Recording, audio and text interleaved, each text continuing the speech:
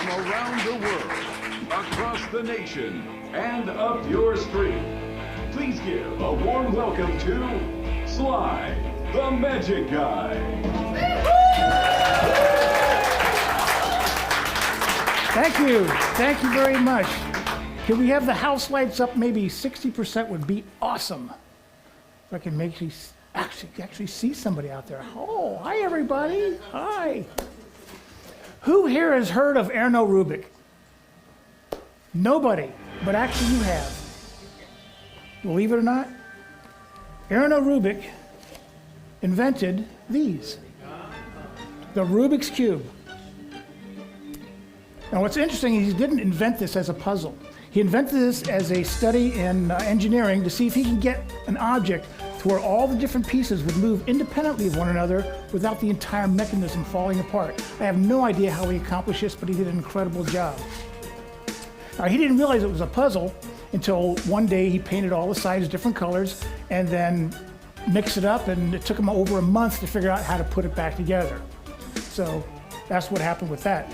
Now, he sold this idea to the Ideal Toy Company in 1980, and it's become the best-selling toy ever.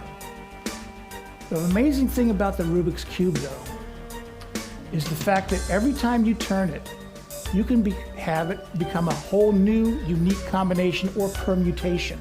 For example, that's one permutation, that's another one, and so on and so forth.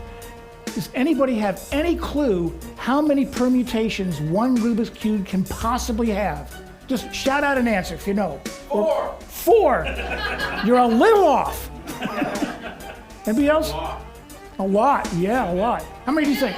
16 million. 16 million, it's a good guess, very good guess, good guess. The actual number is over 43 quintillion.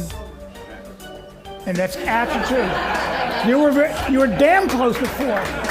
You were damn close. You get a star for that. Silver star. But the 43 quintillion, most people can't wrap their brain about 43 quintillion. How big is 43 quintillion? Well, I'll tell you. If you were to change this Rubik's Cube every second for 43 quintillion seconds until you get to the very last one, how long do you think that would take you? 2,000 years. That's a really good guess. That's a great guess. It's actually 1.37 trillion years. That's how big that number is.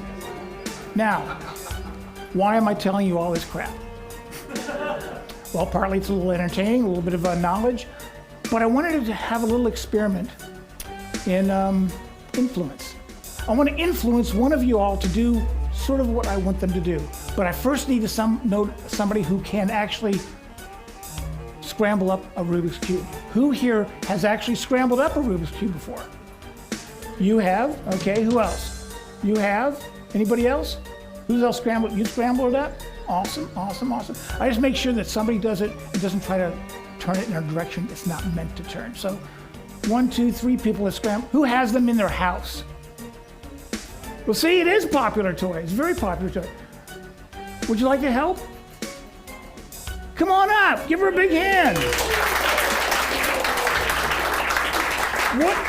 What is your name? Kylie. So you've scrambled these up before? Okay, so what I'm gonna do is I'm gonna hand this to you, and in a moment you will scramble it up, but not yet. Because when you're scrambling it up, you can't look at the cube. You have to look at me right here, because I need to influence you, okay? Now everybody else, they're gonna be able to see this cube being scrambled, but you won't. You'll be looking at me, okay? Are you ready? Start scrambling.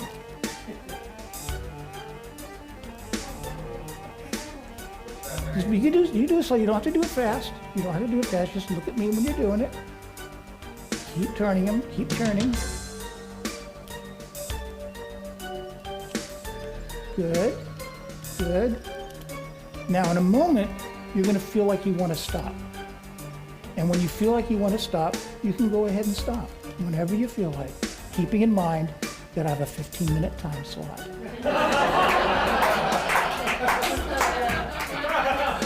Are you done? Okay, for what I want you to do now is I want you to make one more decision. You're allowed to move one side in one direction, one time. Do you want to do it or not? Your choice. You do. Think of what side you're going to turn and turn it now.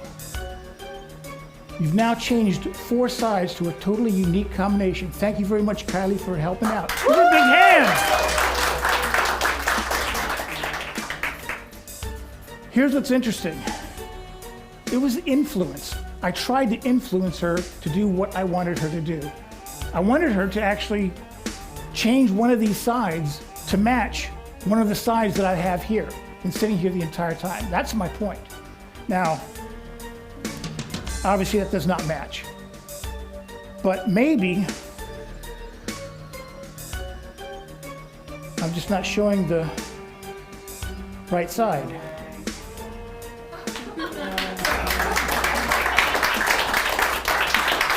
Now that's 1 in a million chance of that happening, Kylie. 1 in a million chance. But not just one side matches, but 2 sides match. 2 sides, Kylie.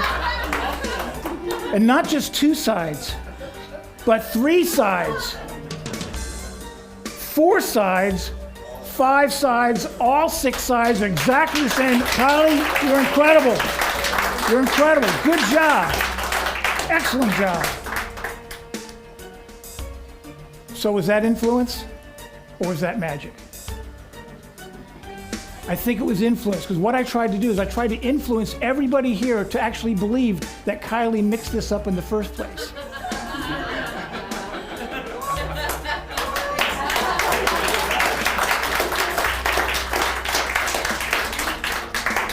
Got one more thing to show y'all.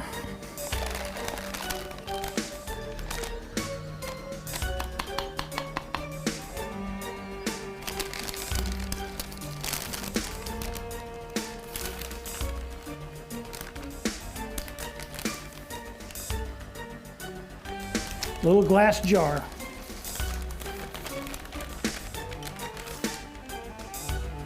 The cube.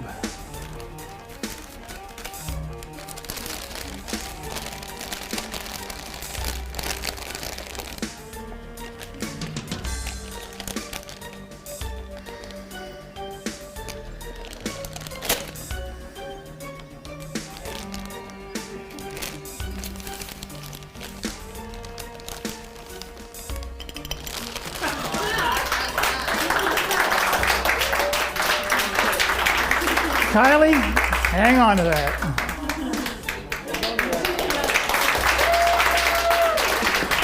Thank you. You know, quite often people ask me after a show, how did you get started in magic? Well, that's a long story, but one of the influences I've had was a guy named Al Cohen. He had a magic shop on Pennsylvania Avenue back years ago. He started off in 1952 down there. And I would start visiting in the late 50s on the shop. I was 8 years old or so. And it was awesome. I would go into that shop and I would ask, hey Al, what do you have that's new? And he'd show me the newest, coolest stuff. One day I went in and I said, Al, you gotta show me what's new. He says, well, I've got some invisible cards.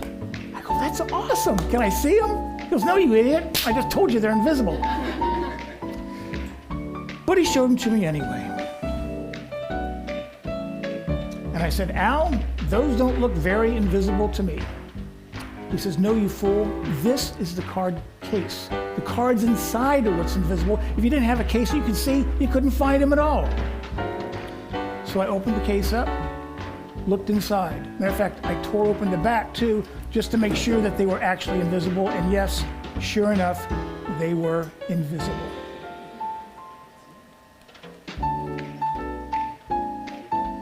So what else you got? He says, well, I have an invisible glass. I go, awesome, can I see? Can you show that to me? He goes, sure, absolutely. He says, Al, that's not invisible either. He goes, well, that's in transition. A week ago, it was opaque. A week from now, it's going to be totally invisible. Well, I bought that too. I took both of them. I was really stupid. I said, well, what can you show me? What can I do with this other than just having invisible cards? He goes, the incredible thing with this is this. Take a look at this. Take those cards out, shuffle them up. Then you ask for a volunteer who knows cards. Who here has played cards before, knows poker or something, knows all the suits? Nobody here knows. Okay, I'm going to say, what's wrong with everybody? You know suits and everything? Okay, I'm going to hand you the cards.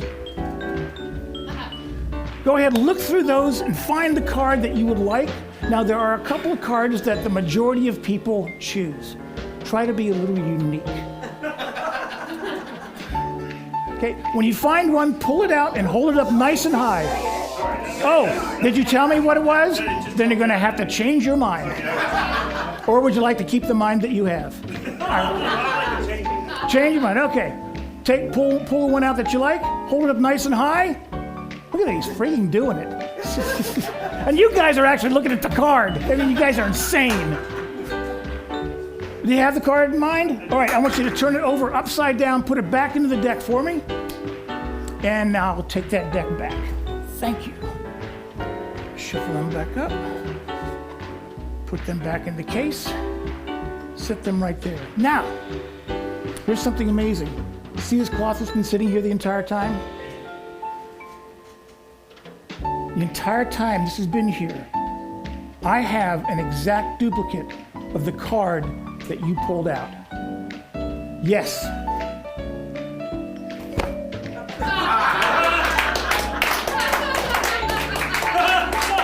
Thank you.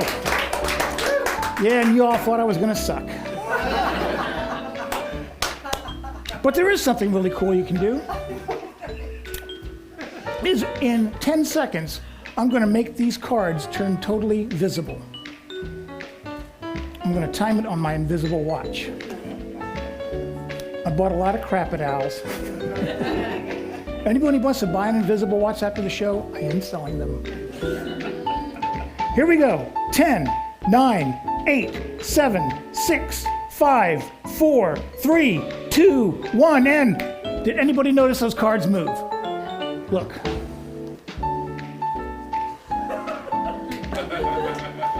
Not only the cards have appeared, but so's my watch.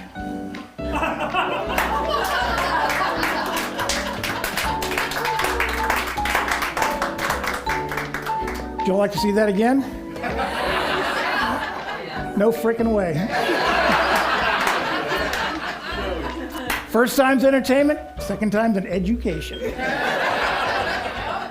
As they'll attest back there. Tell you what, you're thinking of a card, right? Was it the Ace of Spades? No. Oh, that's the most commonly... That's true. What was it? 7 of clubs. 7 of clubs. You know, that's the problem.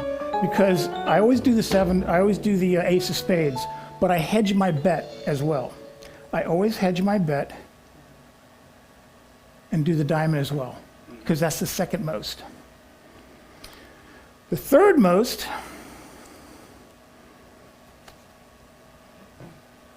is the club.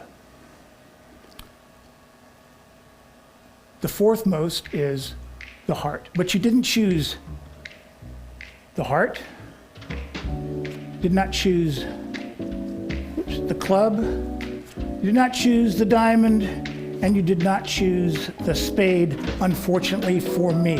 However, these cards came from a different deck. They're not from this deck. They're from a totally different deck. They're from a red deck. This is a blue deck. And the reason why I chose a red deck is so I could write on the back of them and they'd show up. And on these, I wrote the